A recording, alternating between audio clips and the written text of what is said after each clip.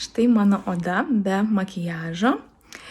Ir dabar žiūrėdama į ją, aš jau džiaugiuosi, jau visai džiaugiuosi, nes anksčiau būdavo, turėdavau daugybę inkštirų ant kaktos, ant smilkinių zonos, barzdos srityje. Dabar jau keletą metų naudojant MAT kosmetiką, šitos problemos susitvarkė, iš tikrųjų labai susitvarkė ir aš dabar jau galiu savimi pasitikėti ir be makiažo būdama, nes anksčiau būdavo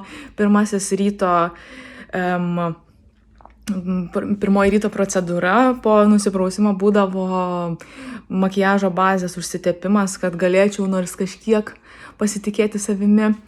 Dabar šito jau nebėra, dabar užsitepu MAT kremą ir man jau yra malonu ir džiaugiuosi savo odą.